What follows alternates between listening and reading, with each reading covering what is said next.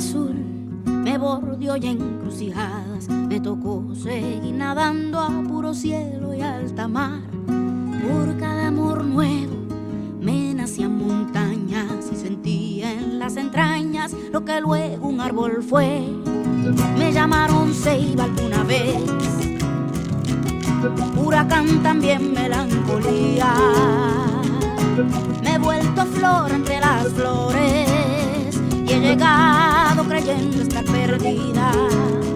Y he llegado creyendo estar perdida.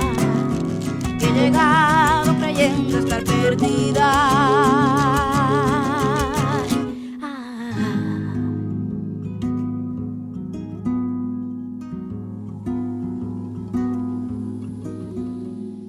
Buenos días a todas, todos y todes. Gracias por acompañarnos en A Cielo Abierto, espacios de diálogo desde donde vinculamos las voces de comunidades y organizaciones que se movilizan y trabajan para garantizar la recuperación justa del archipiélago de Puerto Rico. Mi nombre es Carlos Andrés Olivera Rodríguez, mis pronombres son él, ella, y soy niete de Luz María Robles y de Laura Ortiz, de las parcelas Marqués de Manatí y del barrio Pueblo. Y actualmente soy director de La Maraña, una organización sin fines de lucro que emplea el diseño y la planificación participativa y que promueve la inclusión de voces comunitarias en la creación de nuestras ciudades y barrios. Y hoy nos encontramos en el Parque Mis Panitas, en la Loma de la Niña Mariana, en el pueblo de Humacao. Yo ando vistiendo de una camisa rosada que es de mi abuela, un pantalón verde monte y tengo una pantallita de unicornio que me regaló mi mamá. Y estamos aquí para comenzar una conversación sobre cómo se ve la recuperación justa desde la zona sureste de Puerto Rico. Y quisiera comenzar, pues, que se presentaran los panelistas que nos acompañan en la mañana de hoy, y quizás podemos comenzar allí por el lado izquierdo. Primero, gracias por la invitación, gracias a La Maraña por la generación de este espacio y a ECMA y a este maravilloso espacio en el que estamos disfrutando de la vista y de la brisa. Mi nombre es Roberto José Tomás Ramírez. Él actualmente funjo como coordinador general de la iniciativa de ecodesarrollo de Bahía de Jobos, mejor conocida como IDEBAJO, que es una estructura de base comunitaria regional en el sureste, particularmente en los municipios de Salinas, Guayama y Arroyo, y que aglutina a varias organizaciones comunitarias e iniciativas de esa región. Bueno, yo estoy vestido con esta camisa que tiene una bandeja de comedor social, comedor escolar, un poco para recordar también de dónde venimos, ¿no? Y las experiencias conjuntas y colectivas que tenemos. Gracias, Roberto. Mi nombre es Rosalina Abreu González, soy de aquí, natural del barrio Mariana. Soy miembro de la Junta Directiva de la Asociación Recreativa y Educativa Comunal del Barrio Mariana, que es una organización que por más de 4 décadas lleva trabajando un proyecto comunitario en Mariana, el barrio donde nacimos, donde vivimos y donde queremos seguir trabajando. Esta organización procura, ¿verdad?, que desarrollar proyectos y actividades con vías a desarrollar una comunidad empoderada para que todos tengamos acceso a una mejor calidad de vida. En eso estamos, en eso vamos. Estoy vestida con una camisa floreada porque esto es un área natural preciosa. Pues hola, saludos a todas y todos. Mi nombre es Omar Ayala González, me dicen Zeus, mis pronombres son él, ella. Soy de Caguas, natural de Caguas, he vivido toda la vida en Caguas y coordino allí, ¿verdad?, la organización comunitaria Urbe a Pie. Urbe a Pie pues revitaliza espacios abandonados o en desuso para el desarrollo social, cultural y económico de la misma comunidad. Estoy vestido con una camisa del Centro de Apoyo Mutuo, ¿verdad?, que es un espacio donde colaboramos. Un mahón y unas botas que me encantan, aunque me molestan un poco el talón, pero no importa. Estamos aquí. Gracias a nuestros panelistas, ¿verdad?, por estar aquí en la mañana de hoy. Como les mencionaba al principio, estamos en el Parque Mis Panitas, y este parque fue un esfuerzo conjunto diseñado por la comunidad de Mariana y La Maraña luego del paso del huracán María. Y como pueden ver, y para los que no están viendo, tenemos aquí unos columpios, unos sub y baja rojos y amarillos, un área de juegos que está hecha con los postes y con madera rescatada luego del paso del huracán María, y una chorrera también al fondo. Y más al fondo, que quizás no lo puedan ver, se encuentra el valle de Yabucoa. Y precisamente la intención de que estos paneles sean así, que podamos disfrutar del cielo y que sean a cielo abierto, además de esta condición de pandemia en la que nos encontramos actualmente, es que podamos escuchar de las voces de puertorriqueños y puertorriqueñas cómo se ve la recuperación justa desde sus pueblos, sus regiones y comunidades, y cuáles son esas consignas que son importantes y necesarias para movernos hacia adelante, hacia esa recuperación. Antes de comenzar el panel, esta serie de paneles forma parte de la campaña para la recuperación justa, un esfuerzo conjunto de ayuda legal y de bajo, y una serie de organizaciones alrededor de Puerto Rico que trabajan y luchan todos los días para que nuestras comunidades, sus familias y las personas que habitamos este territorio tengan una vida digna, y que además de eso podamos conseguir seguir protegiendo nuestro patrimonio cultural y de paisaje que tanto disfrutamos y queremos proteger en Puerto Rico. Antes de comenzar el panel, quería poner un poquito de contexto, ¿verdad? En el contexto en el que estamos en Puerto Rico y lo que le llamamos este contexto del desastre. Tras el paso del huracán María, casi 472,000 casas fueron afectadas, 75,000 viviendas quedaron destruidas y 335,000 de ellas sufrieron daños leves y moderados. En el 2017, 14 familias por día en Puerto Rico perdió su hogar. Sin embargo, a pesar de que casi 6,000 personas perdieron sus hogares en el año 2017, hay 326,435 unidades de vivienda vacantes en Puerto Rico. Además de esto, tenemos una crisis de ejecuciones de hipotecas y desahucios que sigue amenazando y desplazando las comunidades que habitamos estas tierras y que actualmente siguen luchando ese esfuerzo de desplazamiento de las autoridades. Y además de la crisis que desata el huracán María, tenemos las otras crisis que también coexisten en Puerto Rico, como la crisis de los terremotos en la región sur y sureste y suroeste, la crisis climática que afecta al planeta, y además de eso, luchando todos los días por nuestro derecho a permanecer en Puerto Rico. Así que, además de esto, y para seguir poniendo en contexto, de las 27,000 personas que solicitaron acceso a asistencia del programa CBDG Disaster Recovery, solo se han reconstruido 8 casas, y a este fondo había asignado 9.7 billones de dólares. De las 27,000, 50 solicitudes de asistencia al programa de Disaster Recovery también, no solo se han reconstruido 8, sino 600 viviendas han tenido reparaciones moderadas. ¿Qué ha pasado con las otras 26,000? Así que vivimos un desastre sobre el otro, la vivienda, el huracán, los desplazamientos, los terremotos, la pandemia. Sin embargo, a pesar de todo eso, hay comunidades organizadas y grupos en Puerto Rico que trabajan todos los días para proveer y para poder imaginar y soñar un mejor país, una mejor isla, una mejor calidad de vida para este territorio, y por eso estamos aquí hoy. Y la pregunta quizás con la que comenzamos este panel es cómo desde cada uno de sus lugares imaginamos y construimos para la recuperación justa de Puerto Rico. Y con esa pregunta vamos a comenzar. ¿Quién? Te tocó. Pues mira, yo venía escuchando un panel sobre el tema de la educación popular y de Pablo Freire. Y de momento se me ocurre empezar por ahí, en el sentido de que hay 4 palabras, 4 conceptos en la pregunta que pueden ser lo que llamaba Freire generadoras, ¿no? La imaginación, el trabajo, la recuperación y la justicia, ¿no?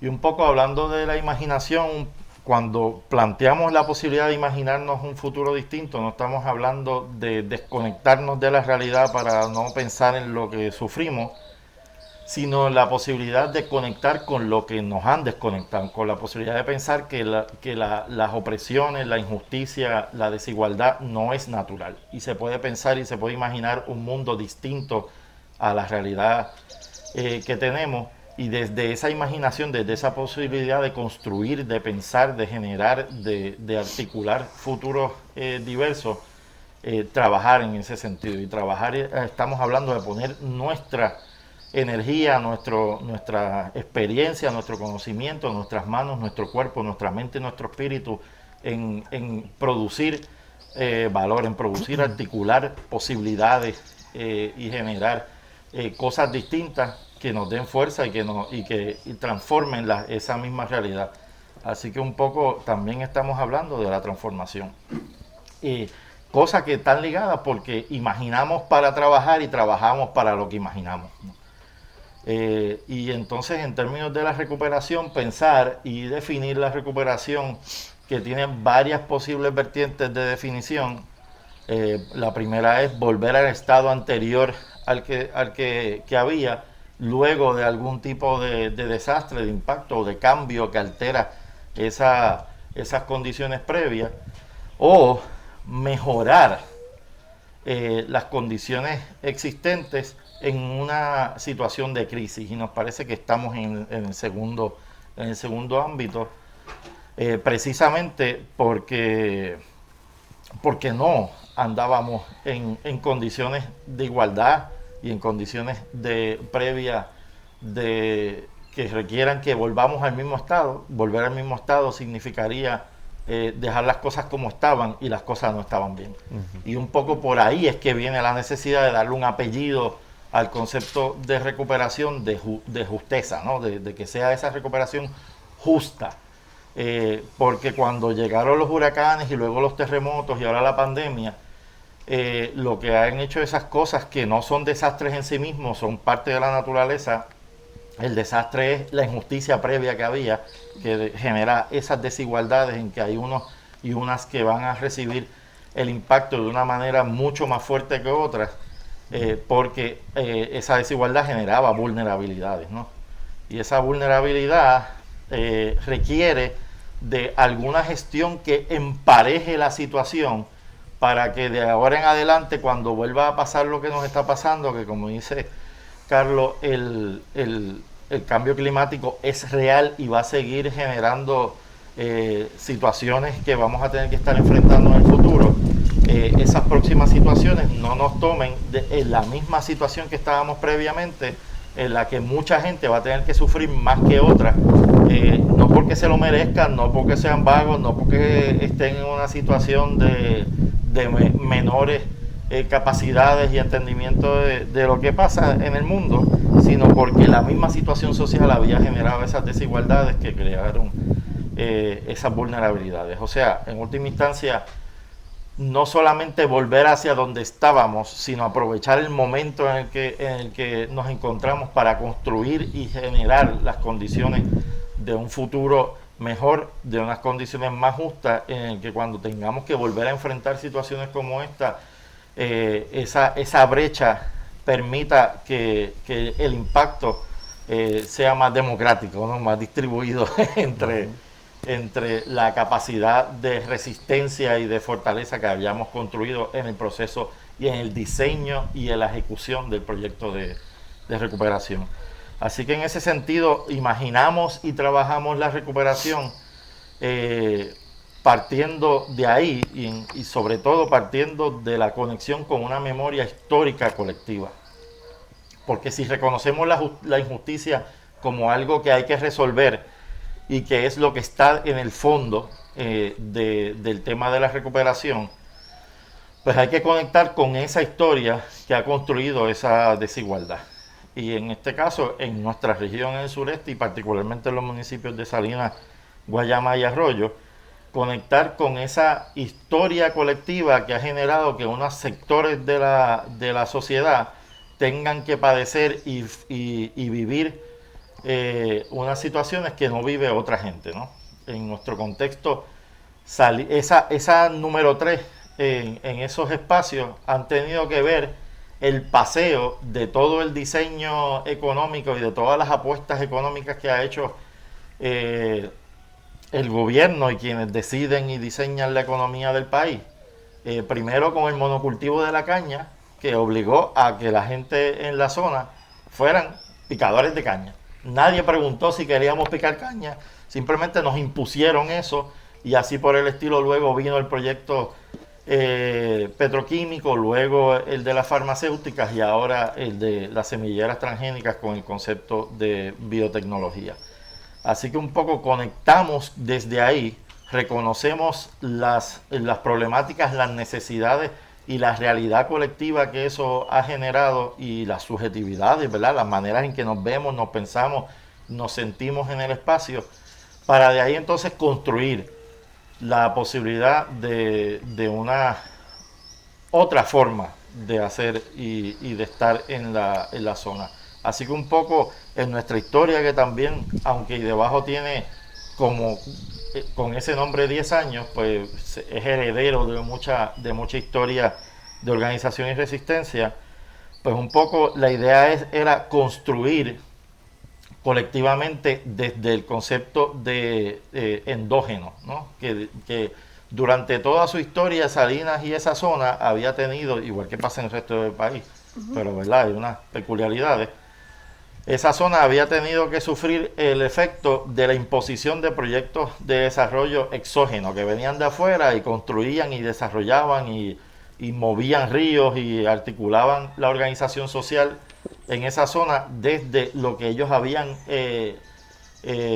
diseñado desde afuera. Ya fuesen varones de Boston que generaron la central azucarera o fuese, ¿verdad?, todas las empresas y las multinacionales que ahora ocupan más de 2.136 cuerdas solamente en Salinas.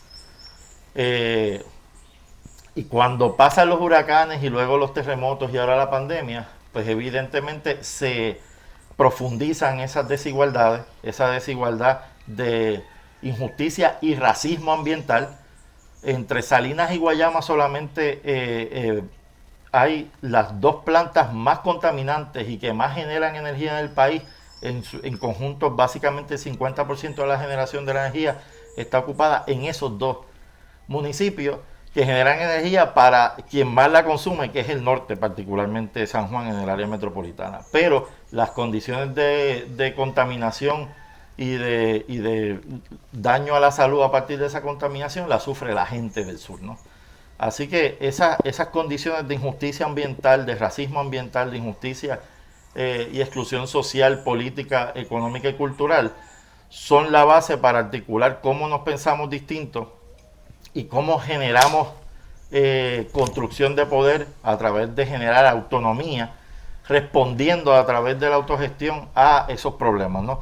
Ahora mismo ahí debajo se producen procesos de organización alrededor de proyectos solares en techos de las comunidades, porque es una respuesta a esa presencia de esa daño a través del sistema eléctrico que busca generar poder en las comunidades, no solamente articular acceso a energía solar que garantice que cuando vuelva a pasar un huracán la gente no se quede sin energía, no solamente porque la energía se ha convertido en un factor fundamental de la sociedad actualmente, sino porque el problema de salud que subyace detrás de la crisis que estamos hablando es la base y el telón de fondo para explicar las muertes luego de María. Porque la gente no se murió porque hubiese pasado el huracán, y ni siquiera se murió porque no hubiese energía eléctrica, se murió porque estaba tan enferma que requería de la energía eléctrica para atender sus enfermedades. Entonces hay que garantizar que eso no vuelva a pasar. Y ahí hay un elemento de justicia. Hay que garantizar que la gente tenga acceso a comida, y ahí hay elementos de huertos comunitarios, etcétera. Hay que garantizar que la gente tenga acceso a vivienda, y vivienda digna, que no se trata solamente del techo, sino de las condiciones de habitabilidad del espacio, que sea digno vivir ahí porque hay acceso a todos los servicios y todas las necesidades de la multiplicidad de dimensiones que tiene la humanidad en conjunto y en acuerdo con la naturaleza. Así que imaginamos desde ahí y trabajamos en respuesta a esos problemas, y la recuperación la miramos desde ahí y la imaginamos como la manera de articular poder para construir colectivamente desde las propias comunidades una respuesta que no solamente nos deje donde estábamos, sino nos ponga en una mejor condición para el futuro. Gracias Roberto, y gracias por ese por ese recuento a través de también este proceso de la memoria e historia colectiva que cargamos como país, y que precisamente en este proceso de los paneles queremos ir recorriendo la isla de Puerto Rico, reconociendo la diversidad que hay en nuestras regiones y también valorando esa diversidad y la importancia de cómo eso crea este conjunto, ¿verdad?, de este archipiélago que estamos luchando para defender.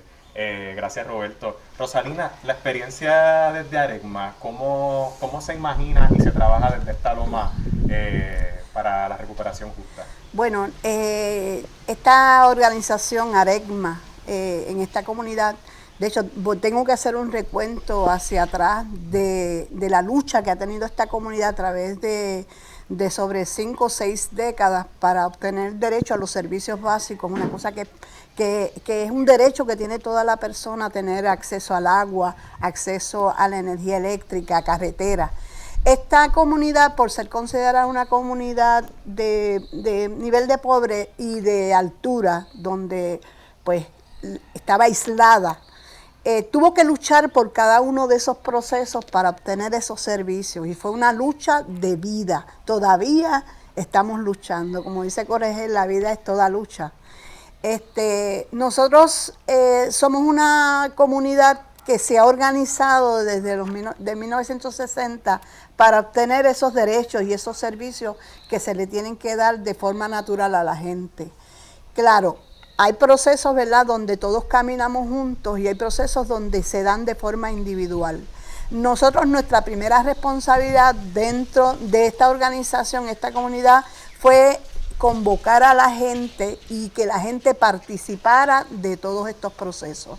Primero se da la organización, luego se convoca la participación y luego se educa a la gente de esta comunidad para que entiendan que cuando caminamos sanos tenemos menos oportunidades de echar hacia adelante.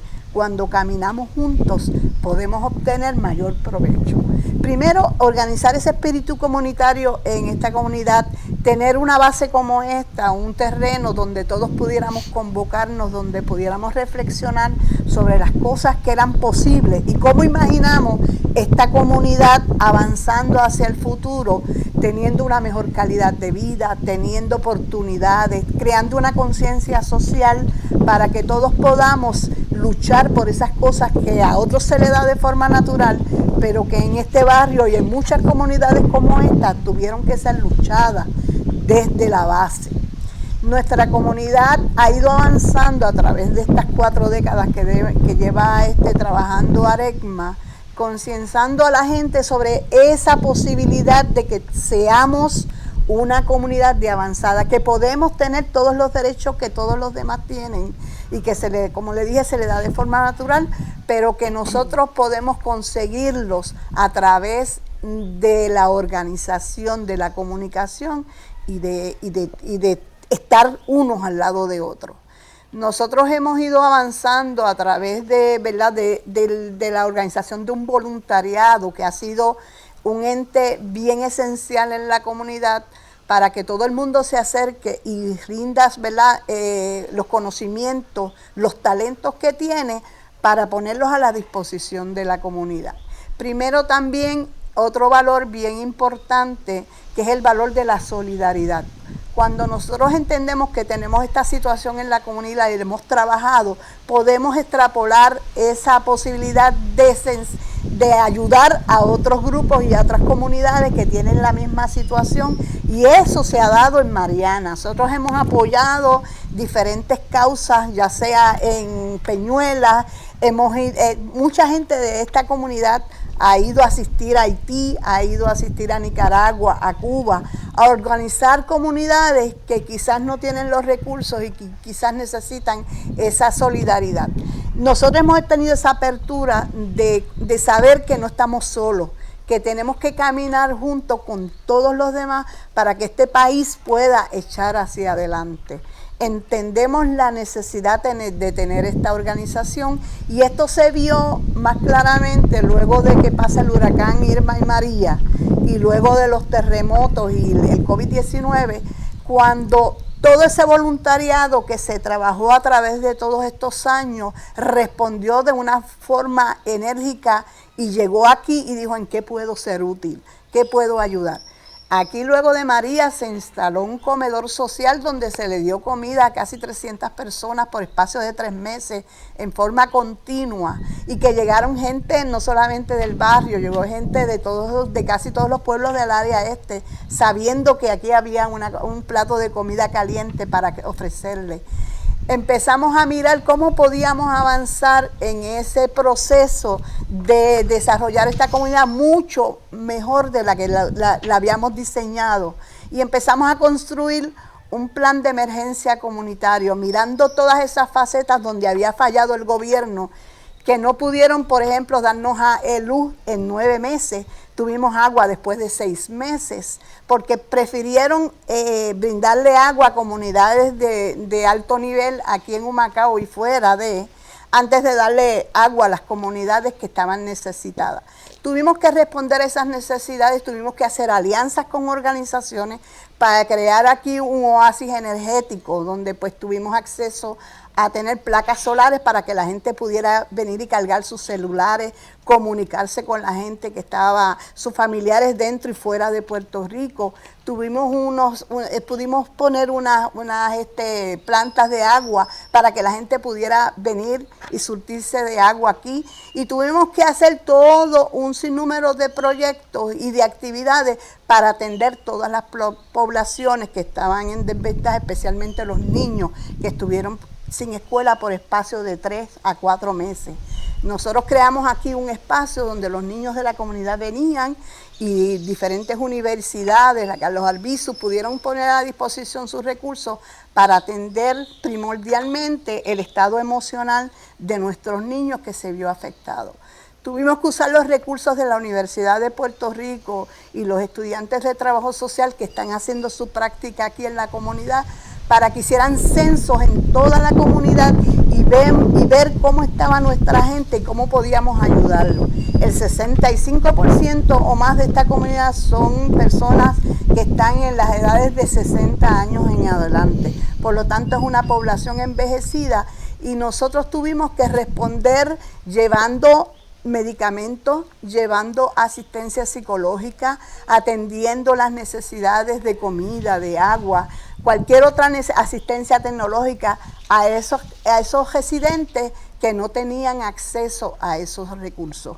Por lo tanto, aunque ya nosotros teníamos esa sabata aquí, teníamos una cocina, teníamos unas facilidades, pudimos conseguir placas solares, pudimos conseguir agua de emergencia, pero necesitábamos establecer un proyecto más amplio para asegurarnos que en todos los aspectos de nuestra existencia, por ejemplo, carreteras limpias y bien diseñadas, que un sistema energético robusto y que no falle en cualquier momento, tener acceso a agua, todas estas cosas las fuimos mirando y creamos ese plan de emergencia donde reunimos a toda la comunidad y identificamos líderes por sectores para que esos líderes nos dijeran qué se necesita en cada ramal. Ese junte que hicimos rindió en que ya tenemos 3 pozos comunitarios gracias a las facilidades y al diseño y a la colaboración económica de La Maraña, del grupo de La Maraña. Tenemos 3 pozos comunitarios en el área donde la gente se puede surtir de agua en cualquier necesidad. Creamos 2 espacios, uno aquí, que es en la Loma de la Niña Mariana, y tenemos otro centro de transformación comunitaria que fue una escuela que rescatamos, que fue cerrada durante 2 ocasiones, en el 2010 y luego cerró en el 2014.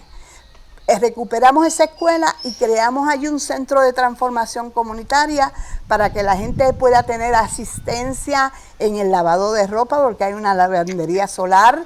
Creamos salones para microempresas, estimulando el desarrollo económico en los residentes de la comunidad. Tenemos allí una biblioteca solidaria.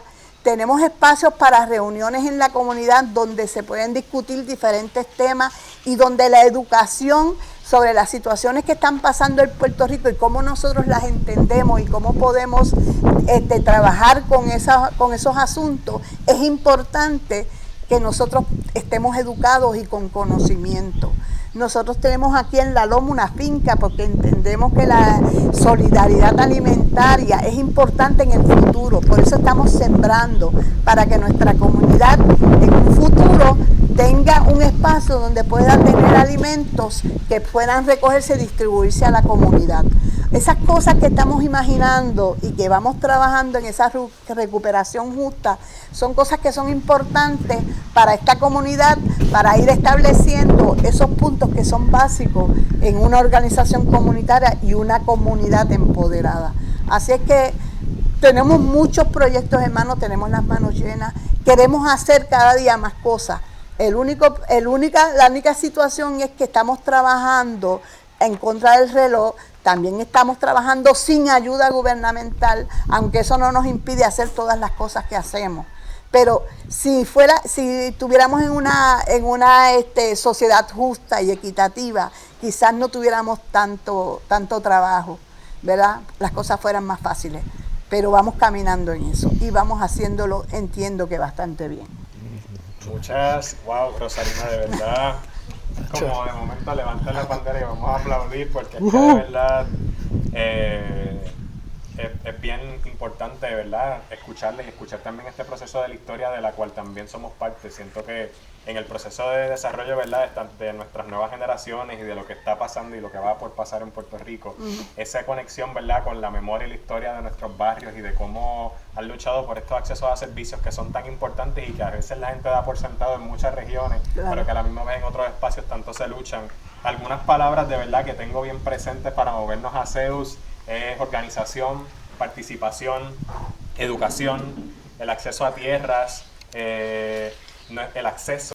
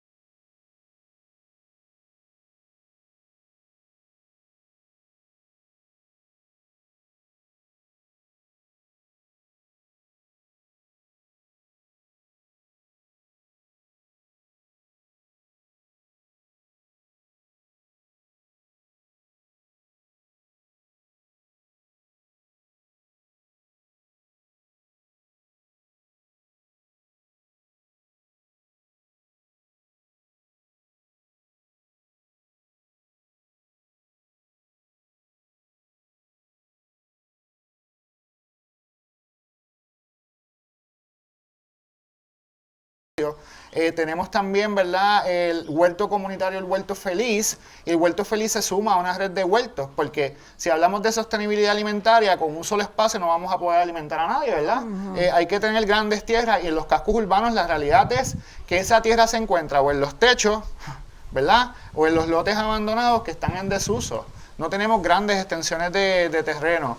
Tenemos también, ¿verdad?, el Centro de Apoyo Mutuo, que es un espacio rescatado después del huracán María y se convirtió en la cocina igual que acá y estuvo alimentando un montón de gente. De ese espacio también se hace acupuntura con los compos de comedores sociales y todo el corillo que se reúne ahí con el Super Solidario Coop. Tenemos también Valle Garita, que es un edificio rescatado para vivienda y ha sido así después de María. Fue un edificio que se rescató, fue vivienda sobre todo para muchos jóvenes y personas jóvenes, ¿verdad?, que se volvieron al casco urbano y lo vieron con otros ojos y dijeron vamos a apoyar todas las iniciativas que se estaban dando. Y Valle Garita en sí es un modelo de muchos de los otros edificios que se pueden rescatar en la comunidad para darle vivienda a mucha gente. Así que creo que no se me queda ningún proyecto. Si se me queda alguno, disculpen a los coordinadores de Urbapi son bien celosos con eso de que no mencionen sus proyectos, pero les pido mucha disculpa y seguiré pendiente a eso. La idea es que soñar la recuperación justa que anhelamos es vital. No importa qué es lo que estemos imaginando. Al contrario, ¿verdad? Reflexionar sobre ese imaginario es importante. Construir desde ese imaginario colectivo es más importante aún. Porque los resultados no se miden simplemente por el valor económico o monetario de lo que estamos haciendo, sino por cómo la cotidianidad se impacta constantemente con lo que estamos haciendo. Y tú lo puedes ver en tanta gente y tanta gente bella de la comunidad que no tan solo simpatiza, participa, sino que se ha apoderado de sus espacios. Ya son líderes, son coordinadores, son coordinadoras, ejecutan trabajo. Y quiero recalcar algo, ¿verdad? Hablando de esta zona sureste, exacto, Caguas, Humacao, Salinas. Es bien interesante porque Valle Garita era un edificio que no tenía ventanas y se construyeron 33 ventanas de madera gracias a la gente de Salinas que está por aquí. O sea que no tan solo estamos construyendo en la comunidad, sino que también se están dando unas relaciones intercomunitarias que son poderosas. Lo que estamos haciendo aquí, eso es imaginar, ¿verdad? Eso es imaginar la recuperación justa y ejecutarla de una manera eficiente. Creo que contesté la pregunta. De verdad, yo escucho así como de fondo los aplausos por allá, pero aquí son la naturaleza y los pájaros que nos acompañan en este proceso de recuperación. Gracias por eso, Zeus, la verdad, siempre devolvernos a quienes somos las personas que podemos y que luchamos hasta por el derecho de imaginar, ¿verdad? De sentarnos a imaginar lo que las cosas pueden ser.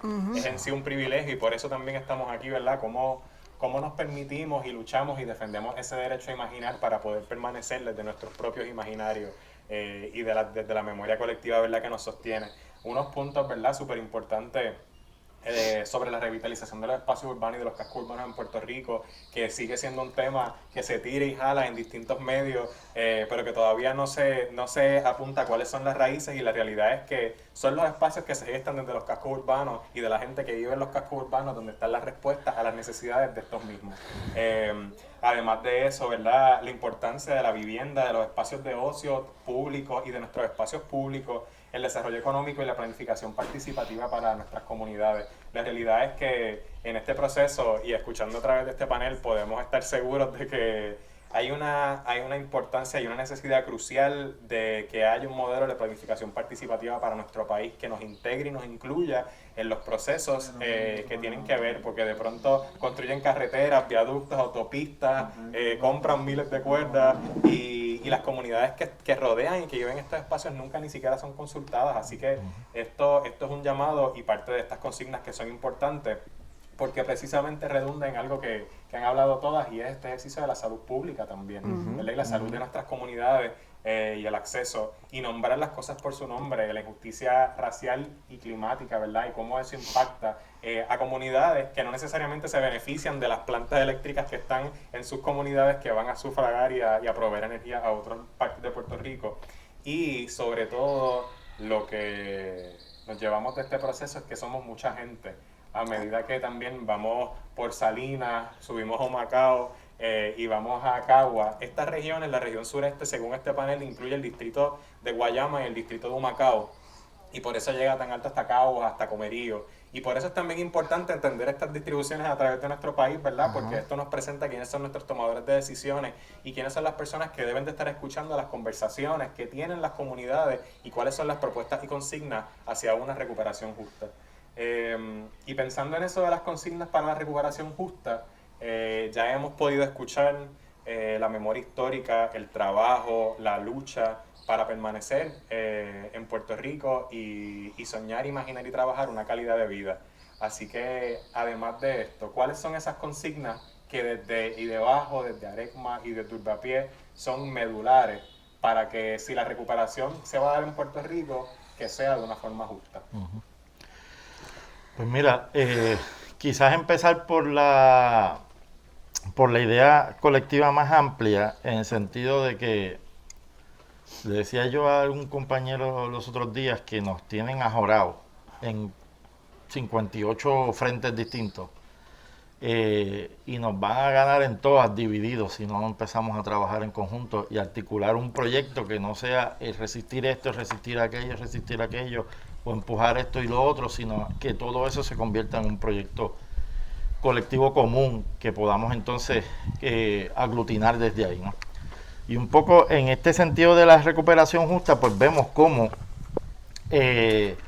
ya desde el gobierno y desde los grandes intereses que están mirando cómo utilizar los recursos y rediseñar el país para sus proyectos, las comunidades no tienen nada que ver con ese asunto, ¿no?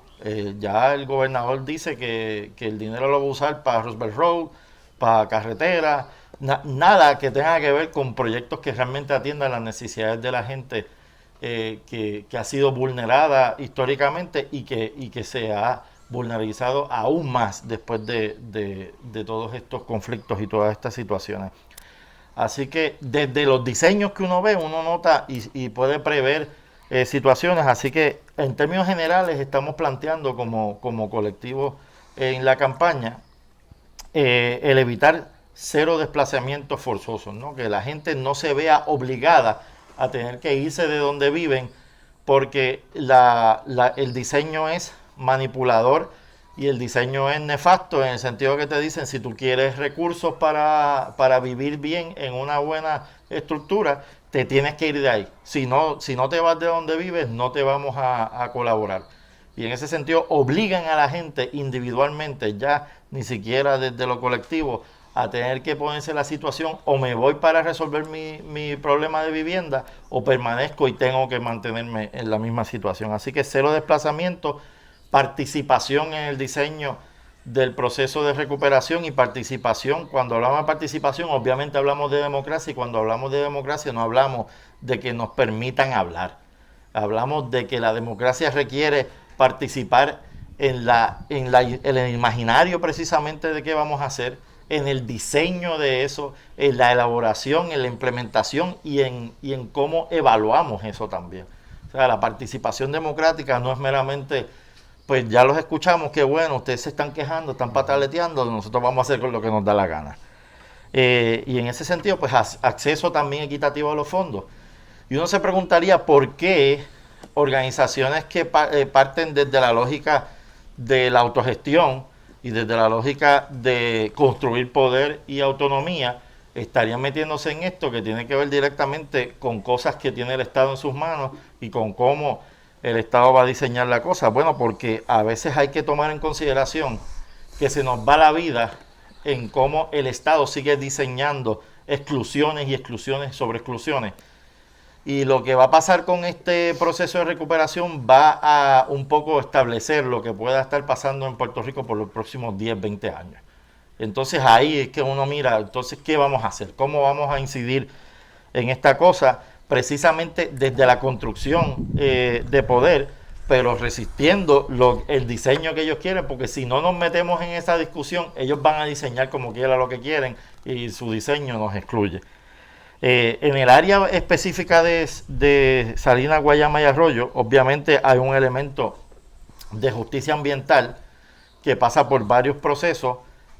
Nosotros dependemos de los acuíferos del sur para el acceso a nuestra agua y toda la industria que se ha ubicado en esa zona, todo el diseño de cómo se utiliza y se maneja el agua está poniendo en riesgo a la zona. Así que hay que atender el tema del agua a través de atender el tema del acuífero. El tema de energía, ya lo dijimos, genera contaminación, genera injusticia ambiental y racismo ambiental porque nos tratan distintos al resto de los seres humanos que vivimos en este país. Y se trata de construir una manera de generar energía que conserve energía, que no sea de puro consumo, que garantice a la gente que no se va a quedar sin energía en sus casas y que posibilite una nueva manera de articular un proyecto energético en el país que nos permita decir ya no hace falta quemar carbón y quemar petróleo. Por ende, las cosas esas que ustedes nos pusieron aquí se pueden ir. Ya ustedes saben para dónde. Acceso a la vivienda digna. Y como dijimos ya, ¿verdad? No se trata de meramente el techo, sino se trata de todas las condiciones alrededor de eso. Pero la estructura es importante. Y ahora mismo, mientras hay un montón de casas vacías, hay un montón de gente sin casa, ¿no? Y un poco hay que cerrar esa brecha y acceder a ese tipo de posibilidad de tener una buena estructura donde vivir. Acceso a tierra y a través de la tierra comida. Las 2,000 y pico de cuerdas que ocupan las semilleras transgénicas que no producen comida podrían haber estado produciendo comida para cuando se necesitó, estuviese accesible para las manos de la gente. Y eso no estaba aquí, porque el diseño nunca ha sido para producir autonomía, para producir capacidad de sobrevivencia aquí, porque este sistema no está enfocado en la vida, está enfocado en la muerte. Este sistema mata o deja morir, nunca está para la vida.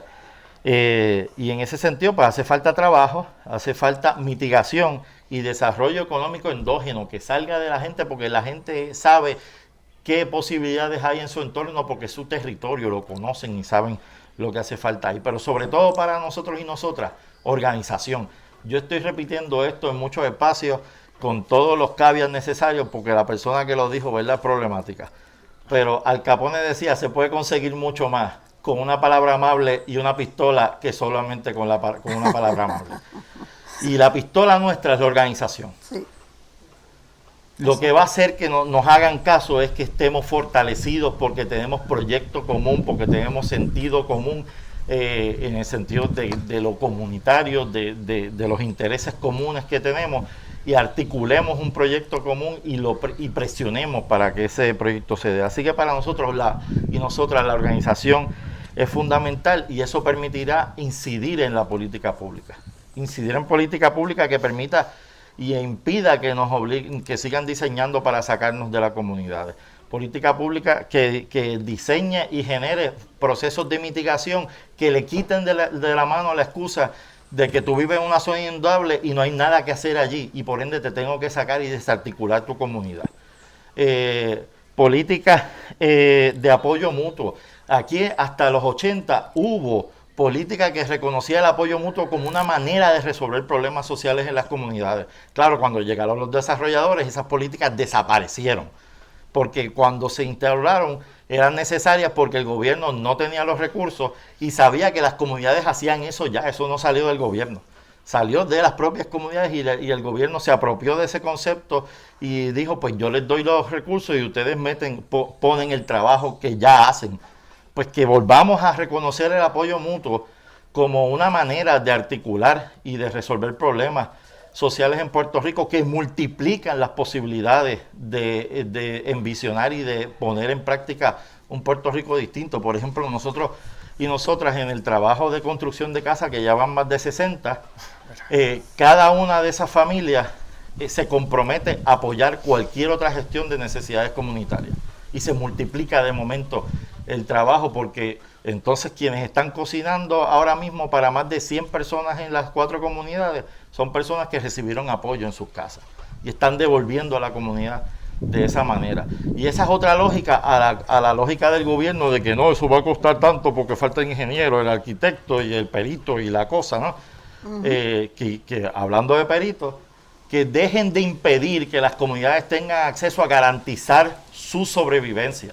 Ahora mismo en el tema energético la gente puede instalar sistemas pequeños que conecten la nevera, 4 bombillas y un abanico, que eso es lo que hace falta realmente para sobrevivir luego de que se vaya la luz. Y el gobierno está impidiendo eso, haciendo que el acceso a los sistemas solares se triplique en precio, simplemente porque entonces le quieren meter toda la serie de reglamentaciones y de procesos burocráticos que le ponen a cualquier otro proyecto grande. La gente tiene derecho a garantizar no volver a ponerse en situación de vulnerabilidad ante un apagón. Eso debe de ser un derecho y eso debe ser parte de la política pública. Así que un poco atender todas esas necesidades en la población y fortalecernos a través de la organización para incidir también en la política pública, porque nos están quitando el país. No solamente se está ampliando la brecha de injusticia, sino que nos están expulsando de nuestra propia patria. Gracias Roberto por estas consignas. Ciertamente el diseño por acceso es uno de esos llamados. Aregma y Rosalina. Bueno, a través de todos los 40 años que hemos tenido de experiencia de trabajo en la comunidad y de reflexionar y sistematizar las experiencias de todo este proyecto a través de todo este tiempo, hemos llegado a un análisis de 6 cosas que son sumamente importantes y que nos han fortalecido y hemos prevalecido. Primero, fortalecer la comunidad a través del fortalecimiento de la organización que está funcionando en esta comunidad. ¿Cómo fortalecemos esta organización? Creamos espacios de participación donde la gente puede llegar a este lugar y convocarse para asumir nuevas posibilidades de trabajo y nuevas posibilidades de cómo hacer las cosas. Asumimos también nuestra responsabilidad creando liderazgo, sobre todo en nuestros jóvenes y nuestros niños a través de un campamento de verano para que ya vayan adquiriendo conciencia social de la importancia de manejar desde adentro de la comunidad los procesos y cómo podemos evaluarlos para seguir caminando hacia adelante. El trabajo comunitario es básico, pero a través de una organización, como dijo el compañero, es que nosotros fortalecemos ese proceso. Los procesos de lucha nos acercan y nos sensibilizan. Cada vez que luchamos nos acercamos y entendemos que somos más fuertes y eso nos da sensibilidad no solamente para apoyar los procesos aquí en esta comunidad, sino para salir de esta comunidad y apoyar otros procesos en otras comunidades que necesitan del apoyo de toda la gente que vive en este país para poder avanzar en ese proceso. Primero también descubrimos juntos la capacidad de aprender. ¿Cómo aprendemos? Cuando intercambiamos información, cuando nos reunimos, cuando hablamos de las posibilidades que tenemos para hacer las cosas de forma diferente. Ese intercambio de saberes, la información que pasamos de unos a otros fortalece la comunidad y hace que esta comunidad pueda luchar de forma más organizada donde tenga que luchar. Descubrimos también que a través de nuestras luchas las leyes no equivalen a justicia. O sea, que tengamos leyes que nos digan cómo hacer las cosas no equivale a que la justicia esté de nuestra parte. Tenemos que reafirmar nuestro derecho a luchar cuando las cosas no nos favorecen. Y esa lucha la tenemos que dar desde las comunidades o desde todos los frentes de guerra que tengamos espacios para luchar. Hay que asumir posiciones y si esas posiciones son contrarias, pues muy bien, vamos a lucharlas y no asumir que eso nos va a beneficiar. También no debemos y no podemos aceptar que las cosas son como son y que no las podemos cambiar. Como decía el compañero, no. Si eso está mal, está mal. Y a través de las luchas, de las convocatorias, de los procesos, de manifestaciones, de escritos, de hablarlo, es que podemos cambiar las cosas.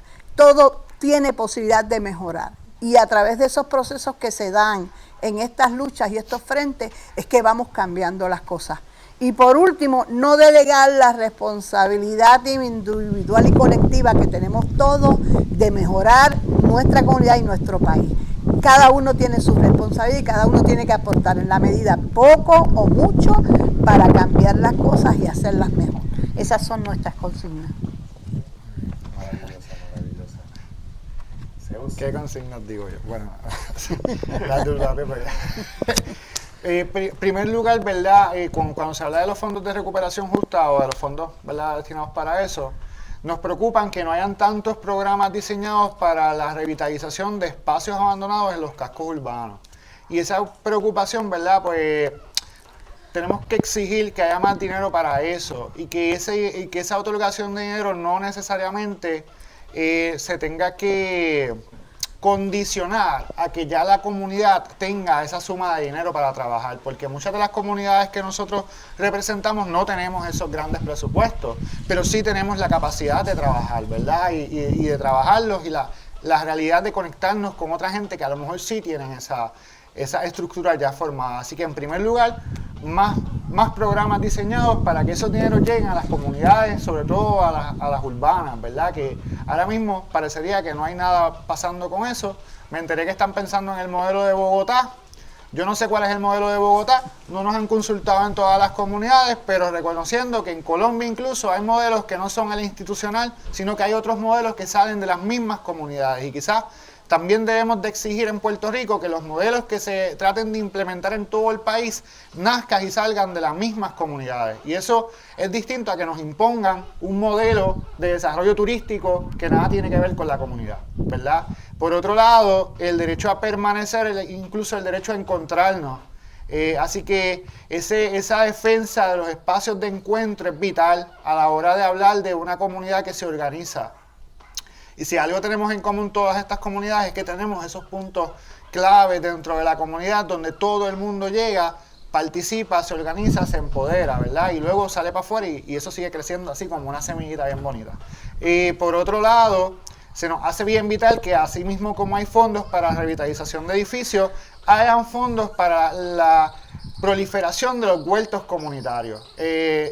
Siempre nos hablan de la ruralía, de los espacios rurales, pero en los cascos urbanos vivimos gente y en momentos de crisis, cuando vino María, teníamos que tener comida allí, porque si no teníamos comida allí rápida, ¿dónde la conseguíamos? ¿Verdad? Había limitaciones. Así que estamos exigiendo que haya más fondos destinados para eso, o por lo menos que haya una reglamentación más flexible en cuanto a cómo se revitalizan todos estos espacios abandonados para sostenibilidad alimentaria.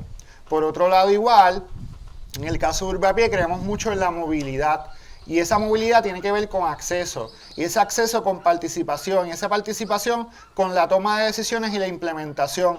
En Caguas hablan mucho de la participación democrática, pero sabemos que todo dicen sí, lo vamos a pensar y se sientan por allá en una oficina y toman las decisiones ellos y no te invitan a nada. Pues eso, nuestra consigna es que queremos verdaderamente tomar acción en la toma de decisiones.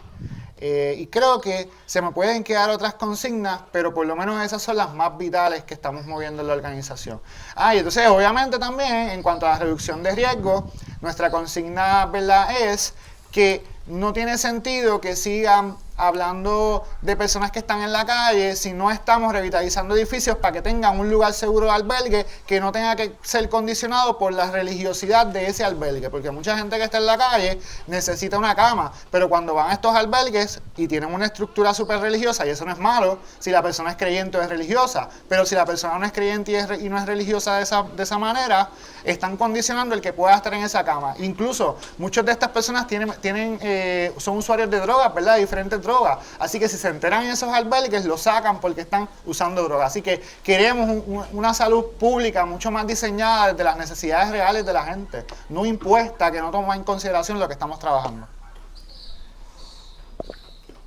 Yo creo que después de escuchar todas estas ponencias, y estos son solo 3 personas, 3 líderes, que forman parte de organizaciones donde no solo hay mucha gente, sino que conecta con otro mosaico de personas que están luchando todos los días porque la recuperación sea una justa. Hay muchas cosas que decir y precisamente A Cielo Abierto va a formar parte, ¿verdad?, para aportar esta narrativa y estos diálogos que van a pasar. Estamos ahora en el sureste y hemos escuchado no solo la forma en la que se imagina y se trabaja, sino cuáles son esas consignas que son puntuales y que tenemos que seguir trabajando de cara a la recuperación justa.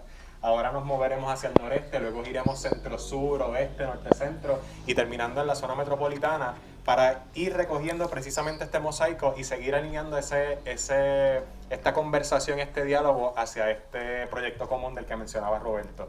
Hay una oportunidad increíble en reconocer en que estos fondos que así como pueden ser que estén allá en el estado y se siguen hablando de ellos y no sabemos cuándo llegan y cuándo bajan, pero lo que estamos exigiendo es la participación y el acceso equitativo, tanto para elaboración del diseño precisamente, por lo que se ha escuchado aquí, y es que un mal diseño de cara al futuro nos cuesta vidas. Y es tiempo y es hora de que el diseño de este país y de los espacios que habitamos venga de las comunidades que los viven, los trabajan, los luchan y los defienden y los han defendido históricamente. Así que para cerrar, sin que se me olvide, estas consignas que han escuchado las estaremos compartiendo por las redes sociales de La Maraña y de las distintas organizaciones que forman parte de la campaña para la recuperación justa. Esto no es solo una conversación. Les invitamos, ¿verdad?, a que tengan estas conversaciones en sus casas, hablemos de lo que es la recuperación, de cómo se da de forma justa y quiénes son las personas que tienen que escuchar estas consignas para que en efecto sea así. Hacia dónde nos movemos, como les mencionaba, esperamos que este es el primer panel de 6 que nos acompañarán alrededor del archipiélago, pendientes a nuestras redes y al hashtag de recuperación justa, donde las distintas compañeras y compañeros están precisamente dando la lucha y la batalla todos los días para tener acceso y el diseño a lo que es esta recuperación. Y no quiere cerrar, ¿verdad?, sin darle gracias a La Maraña por gestar el espacio y por estar y por crear esta oportunidad, a Aregma, a Idebajo, a Orgapié, a Ayuda Legal y a todas las organizaciones y grupos, ¿verdad?, que nos levantamos todos los días e imaginamos y soñamos un mejor país. Creo que la consigna es que lo podemos hacer y que somos muchas. Así que continúe la conversación hasta la victoria y que sea la recuperación justa. Que tengan linda tarde y síganos por las redes sociales. Comiencen la conversación hacia la recuperación. Gracias. Huracán también melancólico.